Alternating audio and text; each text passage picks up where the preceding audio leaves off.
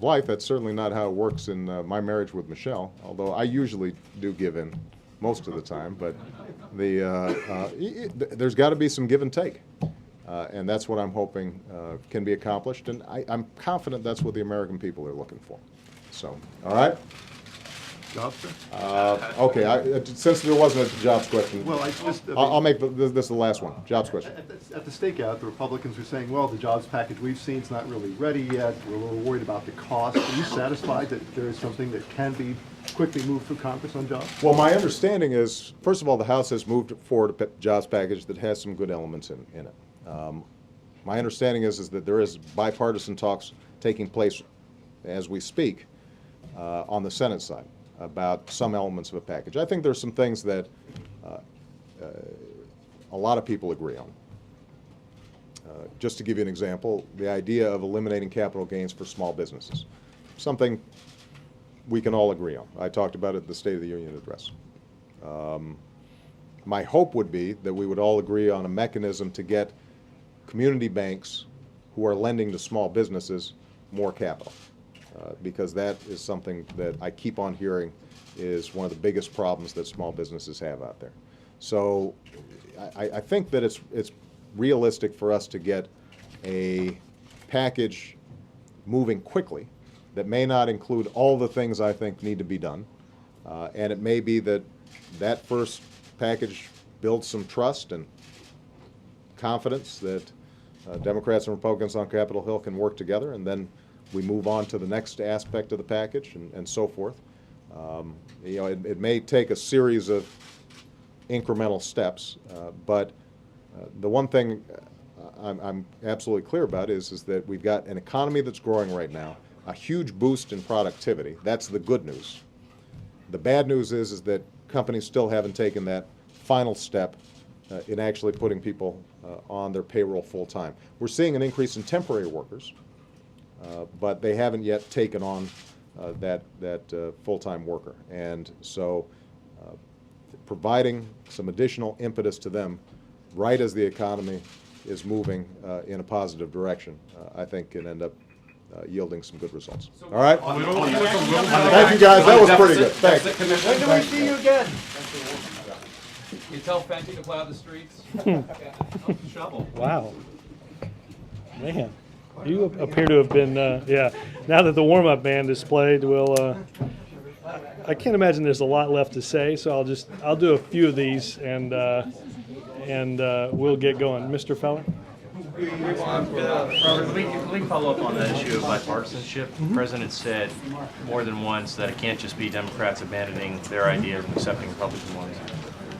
There's got to be give and take. What about the give that the White House offers?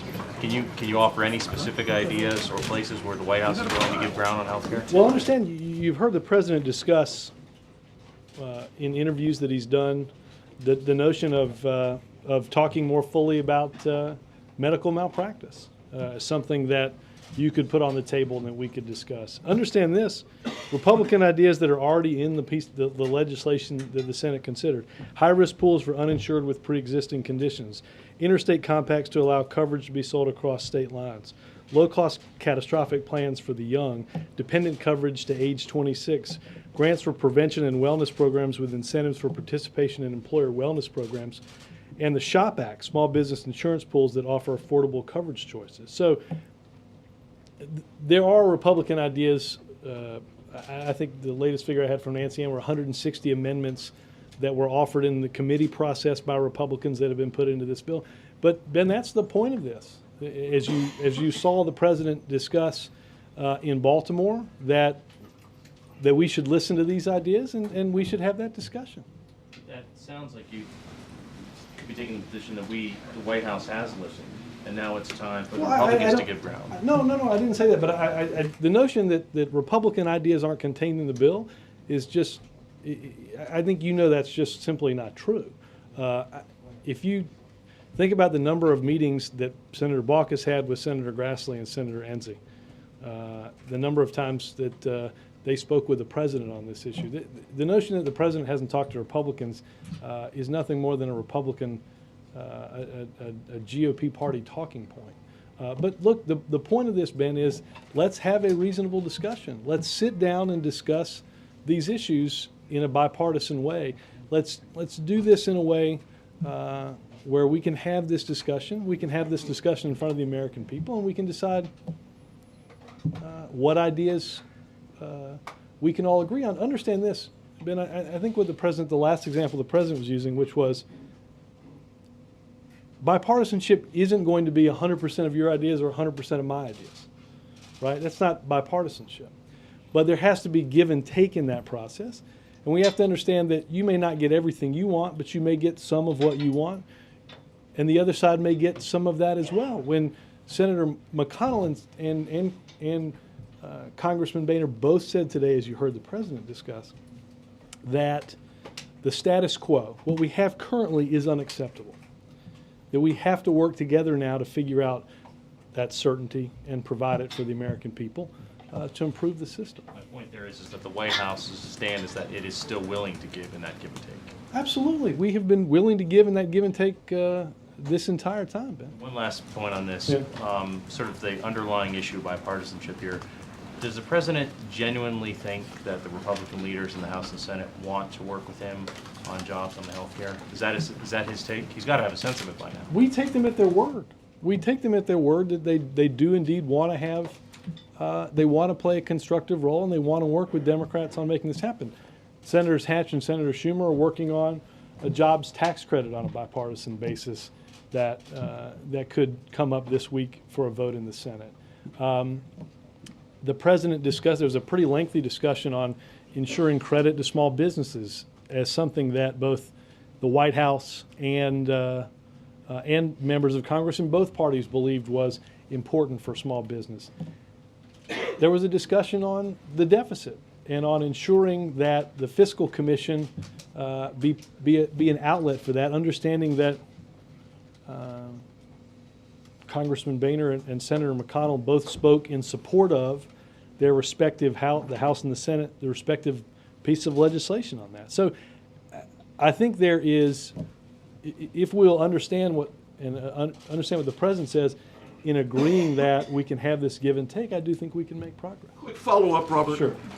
President Obama is saying no, though, to Boehner and McConnell calls for him to scrap the House and Senate health care bills Right. and start from scratch. Yes. That's a non-starter. Just like I don't think they're going to bring their ideas to the table, right? They're going to bring the ideas that, look, and there's some in their party that want to do away with, as you saw during the presidential campaign, the entire. I wrote a few things down. I wrote eggs, milk, and bread. I crossed out bread just so I can make pancakes for Ethan if it snows, and then I wrote down hope and change just in case I forgot that. Came in handy. Yeah. Pretty good. Like no problem pilot. But no, yeah. How do you sit with him? Yeah. But no, look, again, there's different ways of tax treatment for the Republicans. Again, there's some that, like I said, there's some that want to do away with the tax deferral on health insurance, provided that obviously there's some that don't. There are those that want to, that believe that there should be a broader restructuring of the Medicare Advantage program that provides incentives for insurers to run a program that's already being run. And obviously there's a disagreement on that. We don't expect that the Republicans are not going to bring the ideas that they had last week to the table, and the president isn't going to scrap what has been a year-long process to get us to this point. Yes, sir. Missile defense. Despite the president having scaled back and revised the Bush administration's missile defense strategy. Your characterization of scaled back and revised provided broader protection for Europe and the homeland to do it in a way that is not just simply more cost effective, but actually will have a better result in the event that. I don't want to argue the semantics of it, but I he's changed the don't plan. think- well, Despite I don't- that, I don't- Russia's top general said today that the Russians still view the system as being directed against them. and that they're saying that this is what's holding up an agreement on a New START treaty. Now, how is the administration going to overcome that obstacle and convince the Russians of the U.S. intentions? Well, I will say this: when President Obama talked to President Medvedev